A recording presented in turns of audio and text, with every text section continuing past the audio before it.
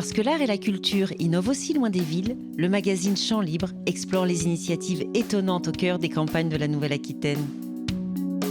Pour ce nouveau numéro, cap sur la Dordogne, avec un focus sur la Biennale d'art contemporain, les Rives de l'Art. Dans notre rubrique Vue, voyage immobile dans les Landes avec le photographe Olivier Deck. Du bout du monde, en compagnie du compositeur britannique Ben Foskett, installé au cœur de la Corrèze. Rencontre à Bazas avec Suzanne Ski, une artiste franco-américaine particulièrement engagée. Dans la rubrique Lue, Presqu'île, le recueil de nouvelles de Yann Lespoux, un hommage littéraire à son Médoc natal. Et si le nombril du monde se trouvait à Pougny-Risson dans les Deux-Sèvres ? C'est l'histoire un peu folle portée par l'artiste Yannick Jolin qui métamorphose d'année en année ce petit village. Il faut le croire pour le voir. Champs Libres, loin des villes, le magazine des arts et de la culture en Nouvelle-Aquitaine, ça commence.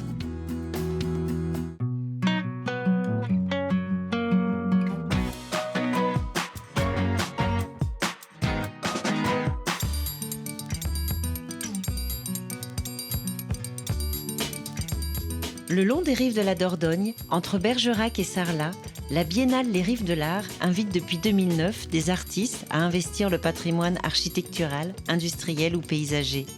En ce premier jour d'exposition, public, artistes, mécènes, bénévoles sont invités à une journée marathon en itinérance. Première étape, le château de Montbazillac. La Biennale éphémère, c'est une exposition qui a pour but essentiel de présenter l'art contemporain là où on ne l'attend pas. Le château de Montbazillac, c'est notre QG, on va dire, c'est l'incontournable.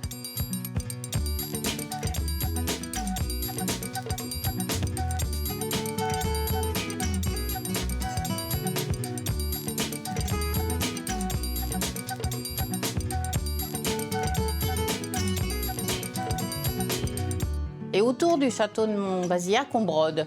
On brode le long de la vallée de la Dordogne pour rester dans le droit fil de l'appellation les Rives de l'Art. Et donc, en Bergeracois, au-delà du Bergeracois, le long de la vallée, on a installé des œuvres dans, je ne sais pas, une quarantaine de sites depuis la création des biennales.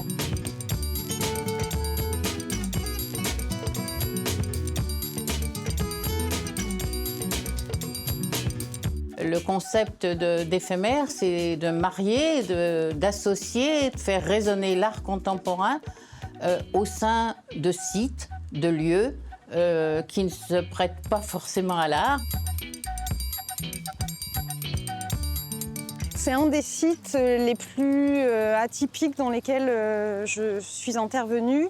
Ça m'a pris un petit peu de temps, c'était pas évident puisque c'est un site qui est quand même très chargé et l'idée c'était vraiment de dialoguer avec l'architecture des pylônes.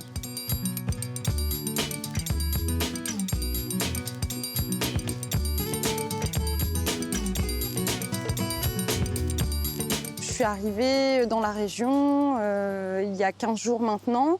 Et j'ai eu la chance d'être accueillie chez Jean-François Noble, qui est un artiste qui a déjà participé à la Biennale et qui a un atelier bois incroyable. Donc il y a eu la partie réalisation, construction des structures en bois, et puis ensuite il a fallu les peindre. Et alors là, j'ai eu toute l'équipe des bénévoles de la Biennale qui sont venus me donner un coup de main. Nous sommes les Rivettes. Les Rivettes. Bonjour Élodie, qu'on trouve dans un véritable atelier avec une ruche de, je ne dirais pas de jeunes étudiants, mais de quelques retraités qui veulent bien participer à l'œuvre. C'est une main-d'œuvre régionale, donc on est vraiment sur du 100% made in France, made in Dordogne. Circuit court. Circuit court, tout à fait.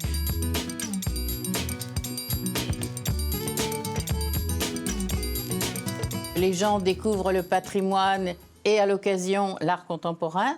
Vice-versa, certains viennent vers l'art contemporain et découvrent des lieux, des histoires inattendues, insolites, mal connues, inconnues parfois. Tout le monde n'a pas l'opportunité, en particulier en milieu rural, il ne faut pas se voiler la face, de pousser la porte d'une galerie ou la porte d'un centre d'art, ou voire même d'un musée.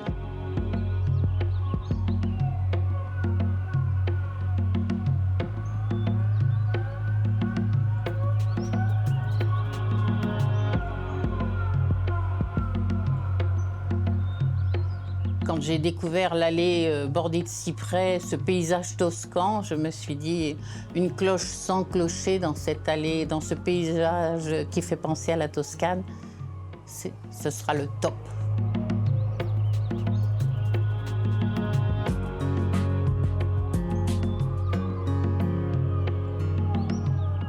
Cloche est une sculpture sonore qui est posée sur un socle.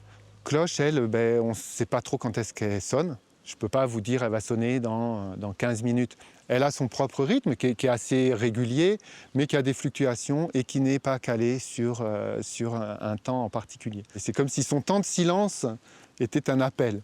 Il y a tout un attroupement qui se fait, comme une communion qui se fait tout autour de la cloche pour la voir sonner.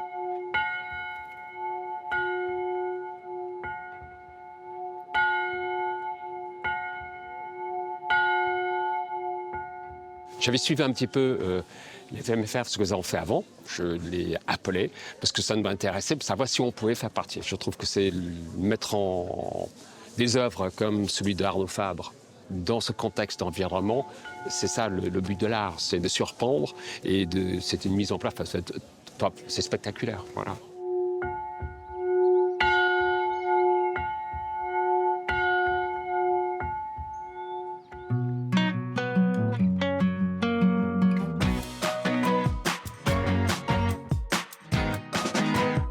Avec la rubrique Vue, découvrez l'univers d'un photographe.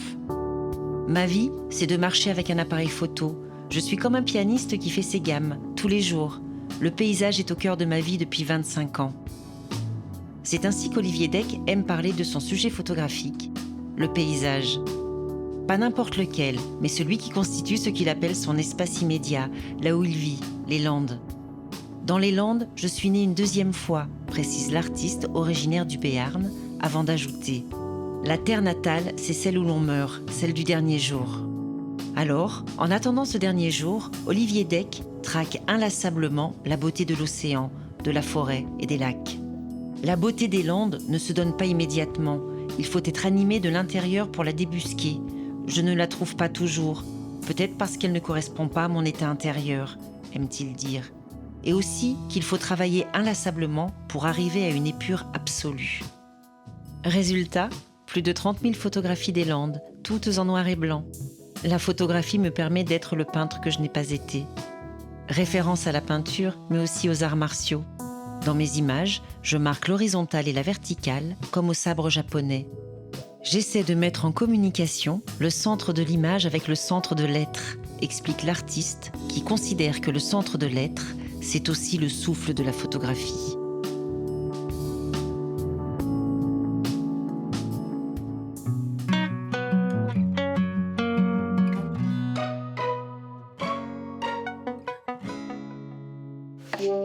Depuis la Creuse, connexion immédiate avec la Grande-Bretagne en compagnie du compositeur Ben Fosquet.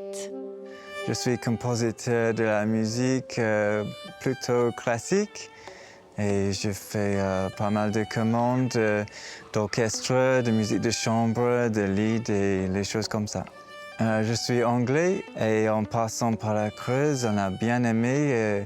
On a essayé de s'installer ici et la pièce qui était à moi ce soir, ça s'appelle Gold Room et c'est autour des rêves et des mémoires. Aujourd'hui, c'était la création de la pièce qui est toujours très intéressant en tant que compositeur parce que bien sûr on entend la répétition mais la sensation c'est très différent en performance et on ressent vraiment l'énergie de la musique. Et c'est trop bien d'avoir ça joué ici, dans l'église ici. Et ça sonne très très bien pour ce genre de pièces. Je suis assez inspiré par le climat ici parce que ça donne l'espace de penser. Et pour moi, j'aime bien le temps de penser, le temps de réfléchir. Ici, c'est très calme et c'est très beau.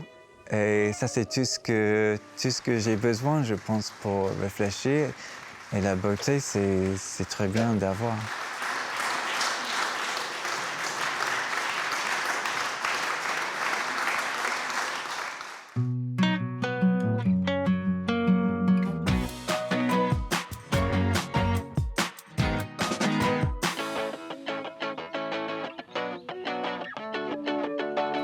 C'est à Bazas en Gironde que vit l'artiste franco-américaine Suzanne Ski, une jeune femme engagée qui pratique aussi bien la peinture, la céramique, l'horticulture ou le paysagisme. Au centre de sa démarche, sa relation au paysage, à la terre et à la nature, comme avec son service de table consacré au quotidien d'un village. Ça va de l'armée qui est en train de recruter au village, aux manifestations anti-gaz de schiste, à l'équipe de rugby, aux chasseurs. Donc ça crée l'accumulation, elle fait un portrait de ce village. Et c'est une exposition qui a été assez mal reçue par le monde de l'art, mais très bien reçue par les locaux. Moi, je l'aime beaucoup, cette série. Je suis très heureuse de la remontrer maintenant, donc 7 ou 8 ans après, parce que maintenant, elle trouve un écho, finalement, puisqu'on regarde ce qui se passe à la campagne, tout d'un coup.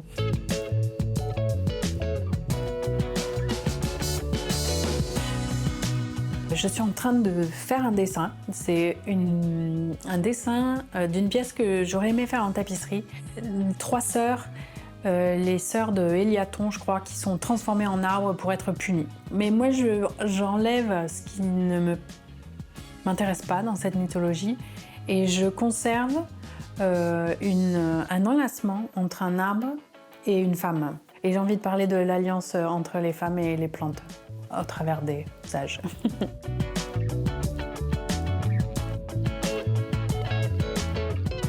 Je ne peux plus être dans la dénonciation, parce qu'on peut dénoncer autant qu'on veut toute notre vie.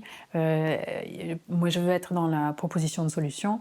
Et maintenant, on fait des œuvres, je suis très heureuse, on fait des œuvres beaucoup plus proactives. Parmi ces œuvres proactives, des jardins en agroforesterie et notamment un potager et un verger quelque part dans les environs de Bazas. Alors là, on est dans une nouvelle, on est dans le jardin, dans une nouvelle zone de culture, donc avec un sol qui avait vraiment besoin d'être travaillé. Donc j'ai mis des pommes de terre et de la tomate. On agrade le sol, on vient mettre la paille, le compost, tout ça. Les poules viennent et ça travaille tout seul. Dans un contexte d'une culture où on a rendu toxique et on a tué plein de sols, de régénérer des sols, c'est un peu ma passion.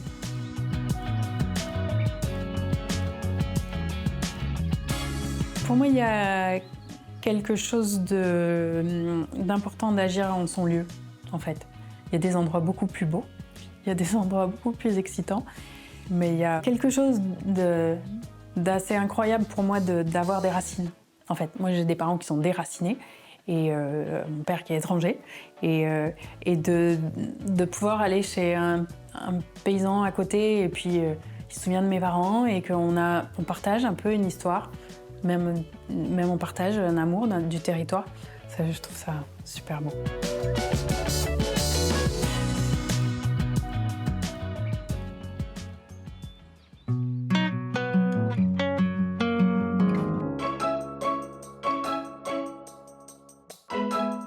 De la première fois qu'elle est venue ici, elle se rappelle l'odeur de résine, la chaleur de l'ombre des grands pins, les aiguilles qui craquaient sous les semelles sur la piste cyclable qu'elle empruntait en marchant avec ses parents pour aller à la plage. Le grondement des vagues et leur odeur que l'on sentait bien avant de les voir. Il faisait beau, le soleil était haut dans le ciel, et quand elle a posé les pieds sur le sable sec, elle a senti sa brûlure. Son père lui a pris la main et ils ont couru vers l'eau. Là, ils ont enfoncé leurs pieds dans le sable mouillé jusqu'aux chevilles, et quand une vague est venue mourir jusqu'à eux, une gangue glacée a enserré ses mollets. C'était bon. J'avais envie de raconter le médoc que l'on ne voit pas forcément. Je voulais parler d'un médoc qui n'était pas le médoc viticole. Je voulais parler de ce médoc landais océanique, faire des tranches de vie ordinaires, finalement, et essayer peut-être de montrer que le romanesque peut se nicher dans cet ordinaire-là. J'avais envie que ça soit des nouvelles dans lesquelles on rentre très vite et dont on sort très vite, et qu'il y ait aussi un certain nombre de variations dans le genre, c'est-à-dire que certaines soient plus amusantes, d'autres plus noires. Alors, mes sources d'inspiration, elles sont variées. Alors, il y a bien entendu, puisque je parle du Médoc, c'est l'endroit où j'ai grandi.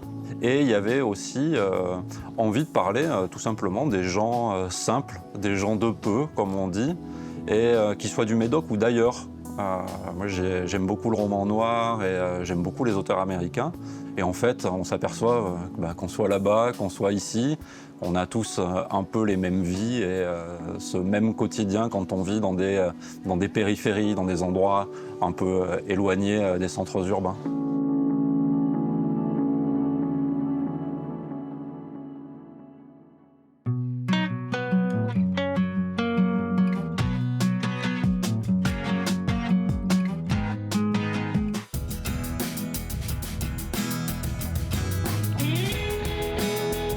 Si nous n'avons pas trouvé le centre du monde, nous avons trouvé son nombril.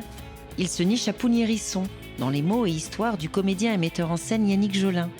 Des histoires incroyables qui mobilisent tout un petit village des Deux-Sèvres depuis 3 décennies. Leur devise ? Il faut le croire pour le voir. Il y a 30 ans, on a inauguré, un peu comme un pied de nez, le nombril du monde, à Pougny-Risson. C'était un peu comme, parce qu'on disait plutôt qu'ici, c'était plutôt le trou du cul du monde.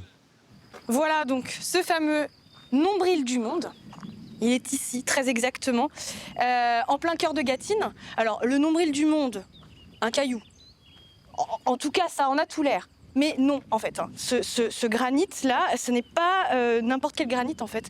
C'est ce qu'on appelle du minerai de Conte, qui contient toutes les histoires du monde. C'est ici que Robert Jarry, donc le forgeron du village de Pougny-Risson, l'un de nos 2 omblycologues, a essayé de faire parler les cailloux, les fameux minerais de Conte. Alors, vous avez ici donc la GROSSE. En fonctionnement, ça donne ceci. C'est donc une machine, comme je vous le disais, qui va fonctionner avec un moyen de turbine. Donc on a vraiment en fait les ressorts ici, vous voyez, un moulin comme un autre, et ça a donné vraiment ici de la pression d'histoire. Voilà, c'est comme ça que ça fonctionne en fait. On a légendarisé le territoire. Et légendariser un territoire, c'est lui donner de la force. C'est lui donner une valeur symbolique, c'est lui donner un récit fondateur. Excusez-moi, est-ce que ça vous intéresserait d'être pris en photo, en fait, que je puisse prendre en photo votre nombril et votre tête? En fait, ce qui s'est passé il y a 30 ans, les bénévoles ont pris en photo des nombrils et des têtes. Et vu que ça fait 30 ans, bon, comme vous le savez, on refait la même chose, justement. Est-ce que ça vous intéresserait ou pas du tout? Bah, pourquoi pas. Parfait. Et maintenant, c'est le nombril. C'est autour du nombril.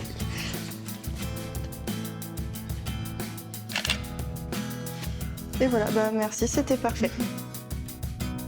Il se trouve qu'il y a une rencontre entre vraiment une population qui était vraiment en train de se poser les questions de son devenir, et moi qui étais un artiste issu de l'éducation populaire, dont le village est la valeur étalon. Il me semblait fondamental pour un artiste de s'engager dans la vraie vie. Aujourd'hui, dans la salle polyvalente qui sert à tout, qui sert à rien, de Pougny-Risson, c'est le bal aux pompiers avec élection de Miss Hérisson 85, la plus grande fête nationale populaire obligatoire. En général, 98% de la population valide et invalide est présente. Et à 11h, 11h30, la fille à brochu est élue Miss Hérisson 85. Vous pouvez l'applaudir pendant qu'elle est là. Quand ils sont venus me trouver, moi je commençais à raconter des histoires sur Pougny-Risson, mais je ne connaissais pas les gens. Et ils sont venus me trouver en me disant il faut faire quelque chose. Et le courant a passé. Et ils ont accepté mes propositions. Ce qui n'est pas évident dans le milieu rural, parce que le milieu rural est vraiment connu pour son immobilisme. On a fait beaucoup avec une espèce de mégalomanie dérisoire, comme on disait, c'est-à-dire en disant qu'on allait faire l'aéroport, on a tout le temps d'idées. On est jumelé avec l'étoile polaire, enfin tout un tas de trucs qui étaient débiles pour les politiques sensés. Et il me semble qu'aujourd'hui, il y a des gens qui sont capables d'entendre plus ça, qui voient que derrière la dérision, il y a un vrai projet de développement.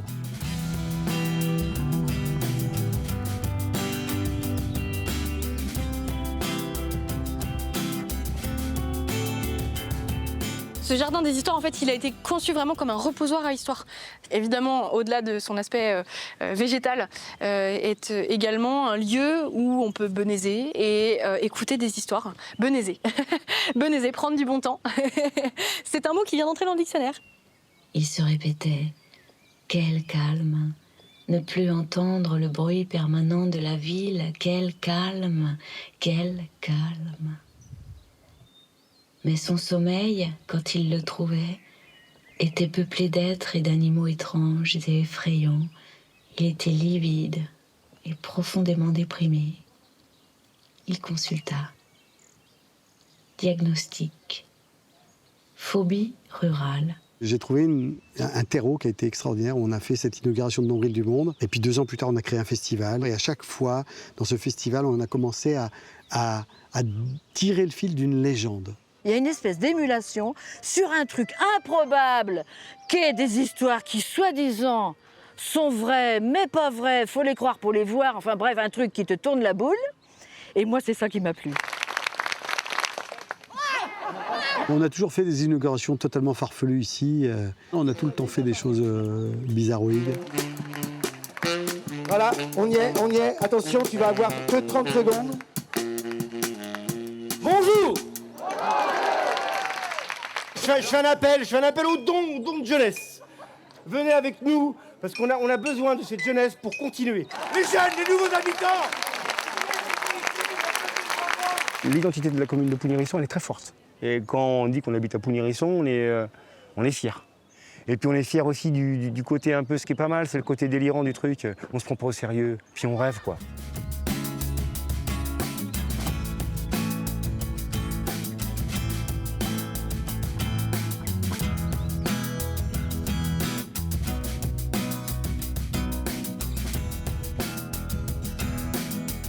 Mais vous voyez, à l'époque, on avait des fêtes partout. Il y avait les fêtes dans les grandes villes, mais rien qu'à Moutières. Rien qu'à Moutières, il y en avait. Tu avais le Mardi Gras de l'Espoir. Tu vois, le Mardi Gras de l'Espoir, les familles se rendaient visite les gens chez les autres pour manger les crêpes. Tu vois, les hommes buvaient de la tute-tute, les enfants jouaient au nain jaune, puis les femmes s'occupaient comme elles pouvaient, quoi. Tu vois, puis comme un verre en pousse un autre, à la fin de la journée, le bonhomme, tu pouvais le mettre dans le torchon. Il était rond comme une queue de pelle, une vraie alambic, tu aurais tiré sur la queue, il aurait fait de l'eau de vie, bon Dieu. Il n'y avait plus rien à en tirer. Hein. Moi qui suis né dans un petit village de 1300 habitants, faire un festival en milieu rural, c'est avant tout remettre la vie sur la place publique, parce que souvent il ne s'y passe pas grand-chose, les commerces c'est dur à conserver. Et aujourd'hui, le Nombril du Monde, on en parle un peu partout en France, et du coup, Pougny-Hérisson est connu du monde entier. Donc c'est quand même une histoire incroyable et un peu inespérée pour le milieu rural, parce que c'est pas partout pareil, quoi.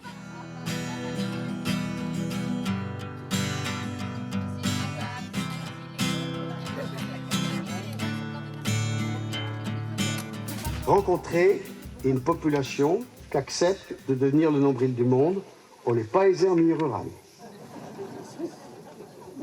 C'est rare dans une vie d'homme de rencontrer une famille nouvelle, de se faire une nouvelle famille. Et avec Bernard, sur Serre-là, ils avons coupé le cordon ombilical, où on avait d'eau vin dedans, qui avons bu, en disant qu'on était forcément le précieux liquide, le Graal, une liqueur d'immortalité. On n'a pas marché complètement, en tout cas pour Bernard. Pour moi, normalement, ouais, voilà, avec l'aide de nos amis. Nous allons faire sauter le champagne, mais on va être virtuel. Hein. Ah ben, il faut le croire pour le voir. Ah là, on va mettre en pratique. Hein.